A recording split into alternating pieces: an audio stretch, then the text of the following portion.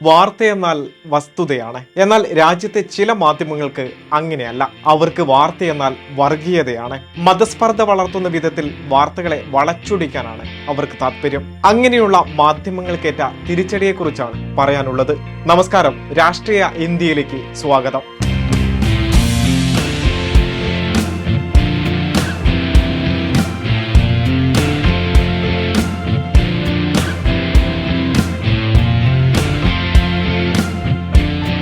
മോദി സർക്കാരിനെയും സംഘപരിവാറിനെയും പിന്തുണയ്ക്കുന്നതിൽ തങ്ങളാണ് മിടുക്കരെന്ന് തെളിയിക്കാൻ മത്സരിക്കുന്ന മാധ്യമങ്ങളാണ് രാജ്യത്ത് കൂടുതലുള്ളത്. അങ്ങനെയല്ലാത്ത മാധ്യമങ്ങളായ ദ വയർ, ന്യൂസ് ക്ലിക്ക് അടക്കമുള്ളവയ്ക്ക് നേരിടേണ്ടി വന്ന നടപടികളെക്കുറിച്ച് നമുക്കറിയാമല്ലോ.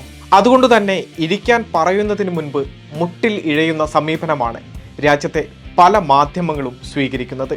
ആ പട്ടികയിൽ മുൻനിരയിൽ ഉള്ളവരാണ് തങ്ങളെന്ന് ദിനം പ്രതി വിളിച്ചു പറയുന്ന ന്യൂസ് ചാനലുകളാണ് ടൈംസ് നൗ, ന്യൂസ് 18, ആജ് തക് എന്നിവ. ജനാധിപത്യത്തിന്റെ നാലാം തൂണും കാവൽക്കാരുമാണ് തങ്ങളെന്ന ബോധ്യം പാടെ മറന്ന് പ്രവർത്തിക്കുന്ന ഈ മാധ്യമങ്ങൾക്കേറ്റ തിരിച്ചടിയെക്കുറിച്ചാണ് പറയുന്നത്. അധികമാരും അറിഞ്ഞിട്ടില്ലാത്ത മറ്റു മാധ്യമങ്ങൾ വലുതായൊന്നും മിണ്ടാതിരിക്കുന്ന ആ വാർത്തയെക്കുറിച്ച് തന്നെ. ഈ മൂന്ന് മാധ്യമങ്ങൾ മതസ്പർദ്ധയും വിദ്വേഷവും പ്രചരിപ്പിച്ചുവെന്ന് news broadcasting and digital standards authority കണ്ടെത്തുകയും ദിവസങ്ങൾക്ക് മുൻപ് നടപടിയെടുക്കുകയും ചെയ്തതാണ് സംഭവം.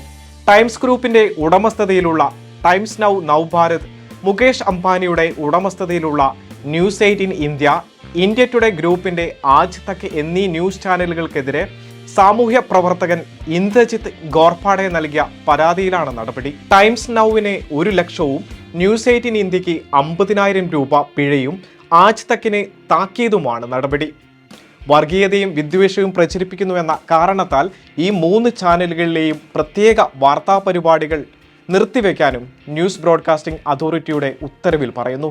സുപ്രീം കോടതി മുൻ ജഡ്ജി ജസ്റ്റിസ് AK സിക്രി അധ്യക്ഷനായ ഈ അതോറിറ്റി വിവാദ വാർത്താ പരിപാടികൾ ഓൺലൈൻ പ്ലാറ്റ്ഫോമുകളിൽ നിന്ന് പിൻവലിക്കാനും നിർദ്ദേശം നൽകി എന്നതും ശ്രദ്ധേയമാണ്. രാജ്യത്ത് ലവ് ജിഹാദ് നടക്കുന്നില്ലെന്ന് സുപ്രീം കോടതിയും എന്തിന് കേന്ദ്ര സർക്കാർ തന്നെ വ്യക്തമാക്കിയതാണ്. എന്നാൽ രാജ്യത്ത് നടക്കുന്ന പല മിശ്ര വിവാഹങ്ങളും സംഘപരിവാറിനും ചില മാധ്യമങ്ങൾക്കും ലവ് ജിഹാദാണ്.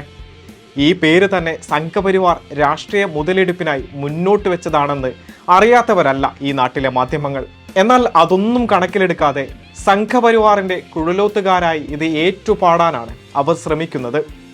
ന്യൂനപക്ഷ വിഭാഗത്തിൽപ്പെട്ടവർ രാജ്യത്ത് അരുതാത്തത് എന്തോ ചെയ്യുന്നുവെന്ന പ്രതീതി സൃഷ്ടിക്കുന്നു. അതിന്റെ അവസാനത്തെ ഉദാഹരണമാണ് ഇപ്പോഴത്തെ സംഭവവും അതിനെ തുടർന്നുള്ള നടപടിയും. ടൈംസ് നൗവിലെ ഹിമാൻഷു ദീക്ഷിത് എന്ന അവതാരകൻ തന്റെ വാർത്താ പരിപാടിയിൽ വ്യത്യസ്ത മതവിഭാഗത്തിൽപ്പെട്ടവരുടെ വിവാഹങ്ങളെ ലവ് ജിഹാദ് എന്ന് വിളിച്ച് അധിക്ഷേപിച്ചു.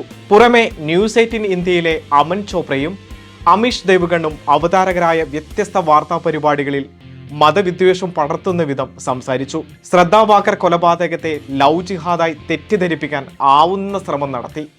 വായിൽ തോന്നിയതെല്ലാം വിളിച്ചു പറഞ്ഞു. ആജ് തക്കിലേത് മറ്റൊരു വിഷയമാണ്.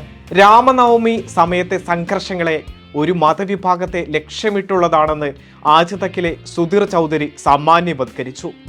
ഇത്തരത്തിൽ സമൂഹത്തെ വർഗീയ സംഘർഷത്തിലേക്ക് തള്ളിവിടാൻ ഈ മാധ്യമങ്ങൾ മനസ്സറിഞ്ഞു പണിയെടുത്തുവെന്ന് ചുരുക്കം. നിഷ്പക്ഷത, വസ്തുനിഷ്ഠത, കൃത്യത, സമഭാവന എന്നീ മൂല്യങ്ങളാണ് മാധ്യമങ്ങൾ ഉയർത്തിപ്പിടിക്കേണ്ടത്. എന്നാൽ ഈ 3 മാധ്യമങ്ങൾ അവയ്ക്ക് നൽകിയത് പുല്ലുവില. അതുകൊണ്ട് തന്നെയാണ് മാധ്യമ നൈതികതയുടെയും പ്രക്ഷേപണ ചട്ടങ്ങളുടെയും ലംഘനമായി ഈ ചാനലുകളുടെ പരിപാടികളെ ന്യൂസ് ബ്രോഡ്കാസ്റ്റിംഗ് അതോറിറ്റി വിലയിരുത്തിയത്. നരേന്ദ്രമോദിയുടെയും സംഘപരിവാറിന്റെയും സ്തുതിപാഠകരായി മാറിയ മാധ്യമങ്ങളെ മോഡിയ എന്നാണ് സോഷ്യൽ മീഡിയ വിശേഷിപ്പിക്കുന്നത്. ലോക്സഭാ തെരഞ്ഞെടുപ്പിൽ സംഘപരിവാർ നിർമ്മിക്കുന്ന നട്ടാൽ കുരുക്കാത്ത നുണകൾ ഏറ്റുപിടിക്കാൻ കാത്തിരിക്കുന്ന ആ മോഡികൾക്കുള്ള മുന്നറിയിപ്പാണ് ഈ നടപടി.